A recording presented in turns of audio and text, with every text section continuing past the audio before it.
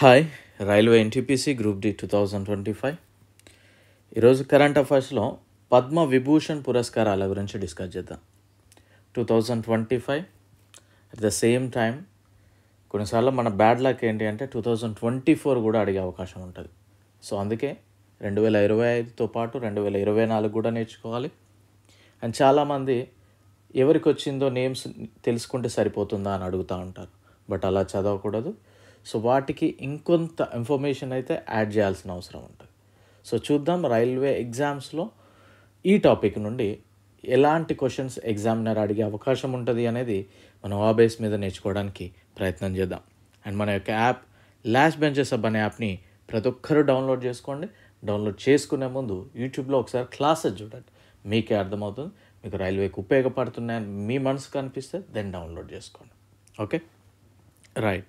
And మనం ఏదైతే launch చేసామో 8,000+ రైల్వే ప్రీవియస్ క్వశ్చన్స్కి సంబంధించి బుక్ చాలా మంచిగా వెళ్తూ ఉంది.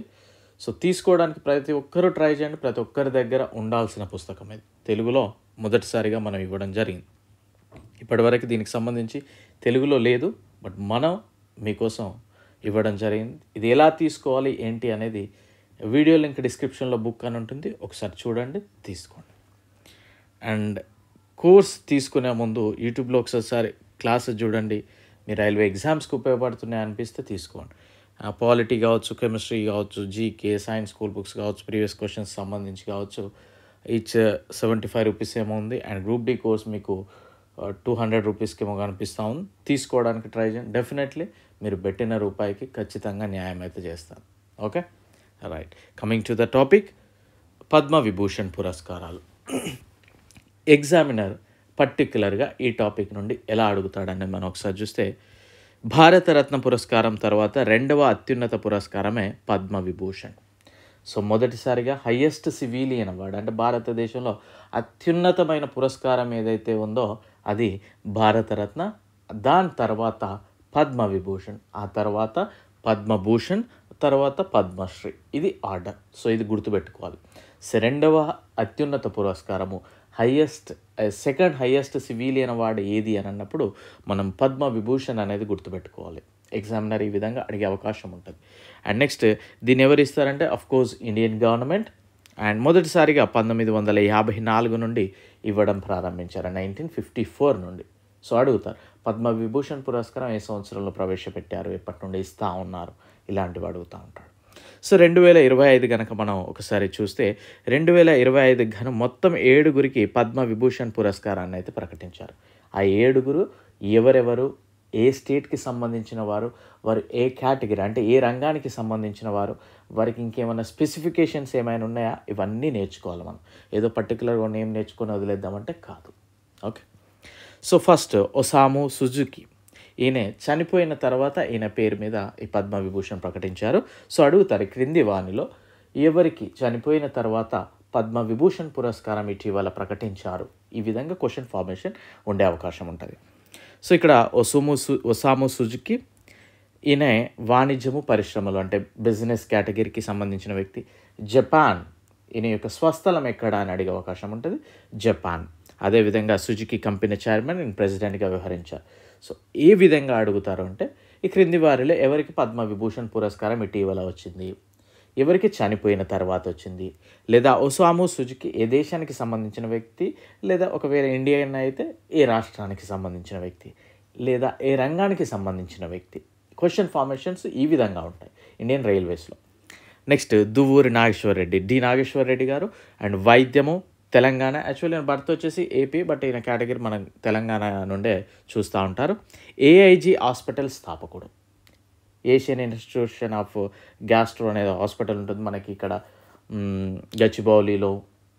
ఓకే, హైటెక్ సిటీ అక్కడ కూడా ఏఐజీ హాస్పిటల్ స్థాపకుడు. అండ్ పద్మభూషణ్ అండ్ పద్మశ్రీ గ్రహీత, అంటే ఇదివరకే పద్మభూషణ్ వచ్చింది, at the same time Padma Shri కూడా రావడం జరిగింది. సో ఇక్కడ అడిగేది ఏ రంగానికి సంబంధించిన వ్యక్తి, ఎక్కడి వ్యక్తి, ఏఐజీ, ఆయన తన యొక్క హాస్పిటల్ నేమ్ ఏంటి, అంటే ఏ స్థాపించాడు, ఈ విధంగా అడుగుతారు. అండ్ శారదా సిన్హా అండి, ఈమె కూడా ఇక్కడ కూడా చనిపోయిన తర్వాతనే పురస్కారం అనేది ప్రకటించారు. కళలు, ఆర్ట్స్కి సంబంధించిన వ్యక్తి, కళలు. బీహార్ స్టేట్కి సంబంధించిన వ్యక్తి. బీహార్ స్వరకోకిల అని పేరు. అడుగుతారు, బీహార్ స్వరకోకిల అని ఈ క్రింది వారిలో ఎవరిని పిలుస్తారు అడుగుతారు ఈ విధంగా. అండ్ మైథిలి అండ్ భోజ్పురి భాషల్లో ఈమె ఎక్కువగా పాటలు అనేది పాడడం జరిగింది. పద్మభూషణ్ అండ్ పద్మశ్రీ గ్రహీత.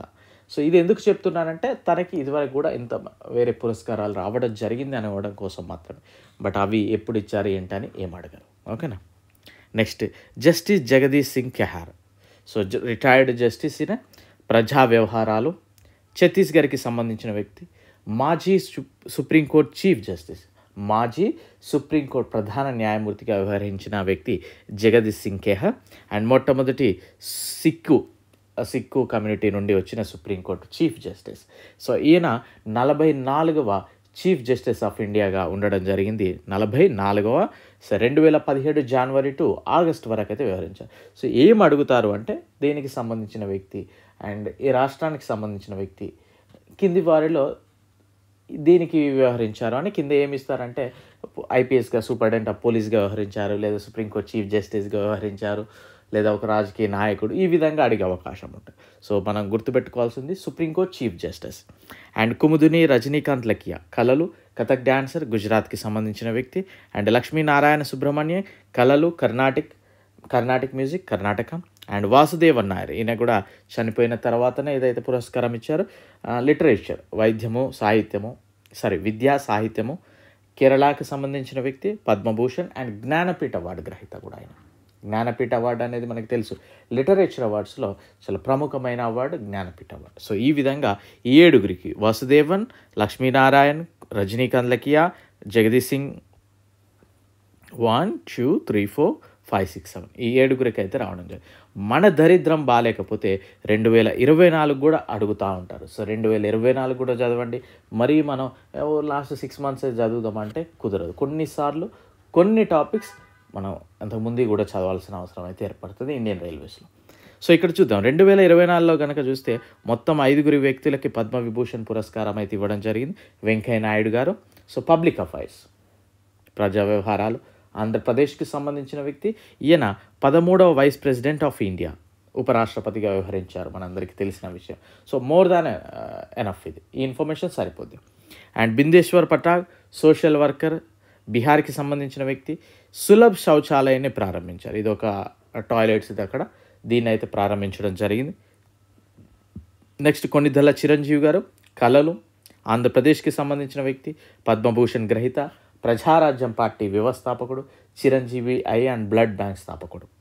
అండ్ వైజయంతి మాలాభాలి, కళలు, తమిళనాడు, పద్మశ్రీ గ్రహీత, classical dancer and Carnatic singer. Padma Subrahmanyam, కళలు, భరతనాట్యం, తమిళనాడు, పద్మభూషణ్ అండ్ పద్మశ్రీ గ్రహీత. సో సరిపోద్ది, ఎందుకంటే 2024 కనుక ఇక్కడ అంత డెప్త్గా వెళ్ళే అవకాశం ఉండదు ఎగ్జామినర్. ఎందుకంటే మనకి ఆల్రెడీ 2025లో ఎగ్జామినర్ అడగడానికి చాలా ఫోకస్ ఉంది, అక్కడ సబ్జెక్ట్ ఉంది మనకి. ఓకే. సో ఎవరైనా ఇక తిక్కల ఎగ్జామినర్ ఎవరైనా ఉంటే తప్పితే ప్రిపరేషన్ అనేది చేయరా క్వశ్చన్ 2024కి రారు. సో బట్ మనకి ప్రతి పాయింట్ 1 మార్క్ కూడా చాలా ఇంపార్టెంట్ కనుక 2025 ఆ విధంగా చదవండి, 2024 ఈ విధంగా చదివితే సరిపోతుంది. ఓకే. సో మీరు చేయాల్సింది ఒకటే, లైక్ చేయడం, షేర్ చేయడం. అండ్ మళ్ళీ చెప్తా ఉన్నా, లాస్ట్ బెంచెస్ సబ్ అంటే డెఫినెట్లీ రైల్వే ఎగ్జామ్స్కి మాత్రమే. అండ్ దీన్ని డెఫినెట్లీ వన్ డే ఖచ్చితంగా తెలుగు స్టేట్స్లో రైల్వే ఎగ్జామ్స్ అంటే లాస్ట్ బెంచెస్ అనేలా తీసుకెళ్తాను. సో మీరు కొంచెం కోఆపరేట్ చేయండి. నేను కూడా నాకు వీలున్నప్పుడల్లా క్లాసెస్ చెప్పడానికి ట్రై చేస్తూనే ఉంటాను. I wish you very good luck. Thank you. All the very best.